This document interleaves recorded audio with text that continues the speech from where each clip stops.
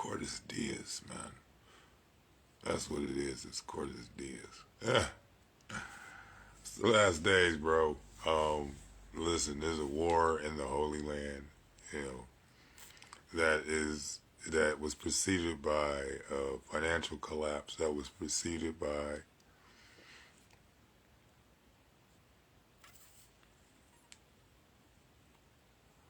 a plague that caused the economic crisis.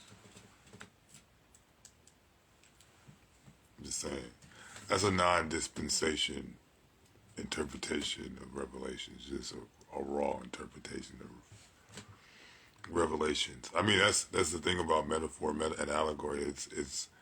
It's open to interpretation.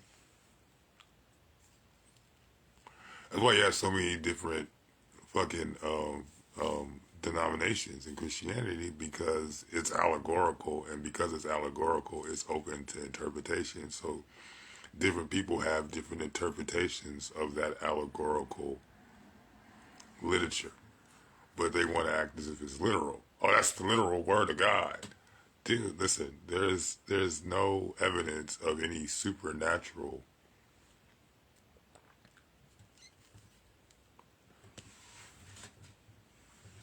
moral, personal, spiritual, personal, did I say personal already? Spiritual God, bro. There is the cognitive force, which is, and it contains principles of righteousness, but it's an amoral, impersonal, because it's objective, force of a metaphysical nature. Meaning it's beyond the physical realm. Still explains downward causality, and it gives a better explanation for upward causality. You gotta look at the different stages of evolution. I mean, first you have prokaryotic cells that don't have a nucleus. Then you have eukaryotic cells that have nuclei, which allow them to become multicellular organisms, you know, coupling with, you know, similar organisms in the similar circumstances, becoming more complex multicellular organisms. These are biological organisms. And then you have the development of neurobiological animals in the evolution of cellular division in relationship to multicellular organisms like us,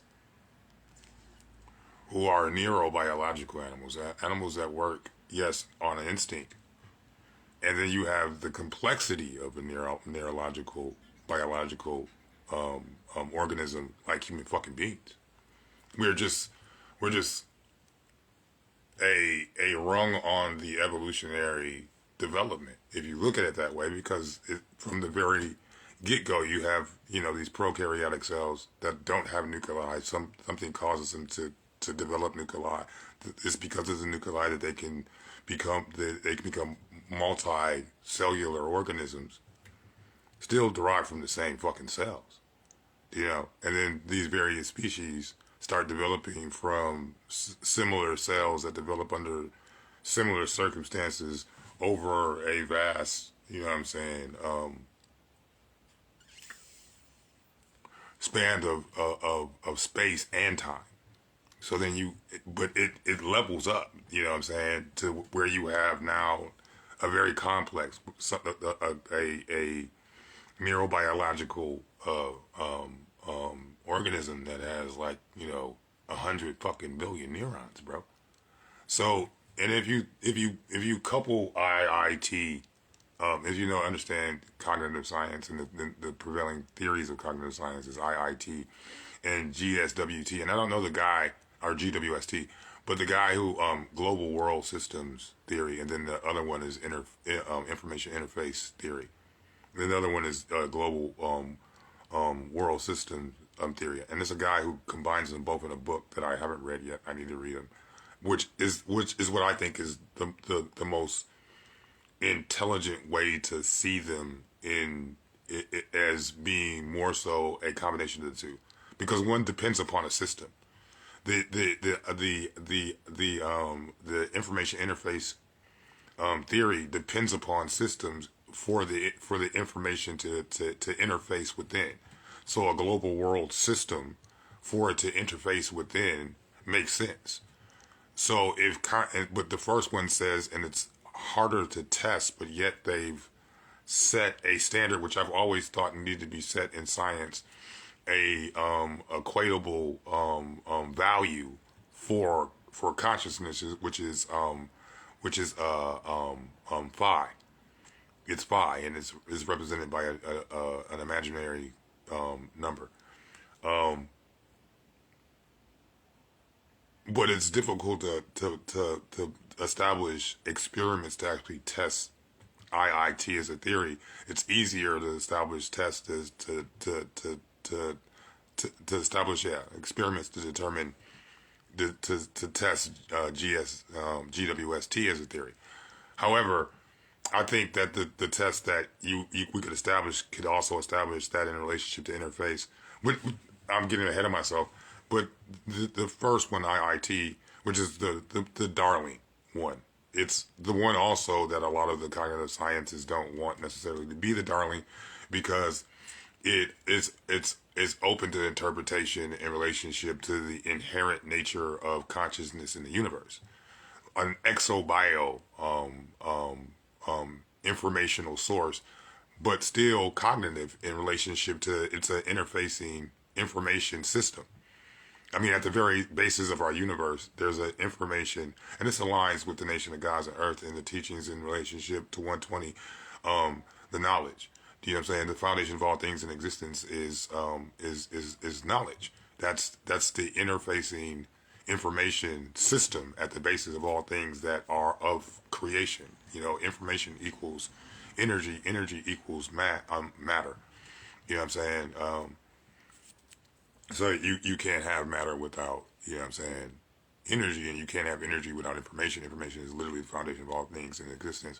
So IIT argues that because of this inherent fact that consciousness is inherent within the universe, and it manifests within whatever networking system that information is being processed in, which is what I agree with. You know, there's this, you would call it bioinformation, but really it's not, because, okay, there's bioelectricity and there's electricity, but you can use electricity to restart a motherfucker's heart. So because you can do that, the differentiation between an organic electricity or a non-organic electricity is not a thing. So therefore, information is information, but the way in which a biological or neurobiological system processes that information is different from how a non-organic or just a biological system would process that information. So, you know, I was talking about the last days. I'm just going to leave that there, bro. But, you know, again, I'm a universal, you know, saying law kind of guy. What can go right will go right. At the very, you know, initiation of this universe, everything had to go right for this universe to be the biolithic universe that it is, in order to produce us, in order to be favorable to produce an environment in which life could even exist on, to the point that it's as complex as human beings are, that we even question our existence. That's, you don't know how well, I guess some people might understand how phenomenal it is, but that's phenomenal under the circumstances. It's phenomenal that a species that would arise under these circumstances and question its existence. Like, what else questions its existence but us? Do you know what I'm saying? I mean, I could get deeper, but I'm gonna let it go.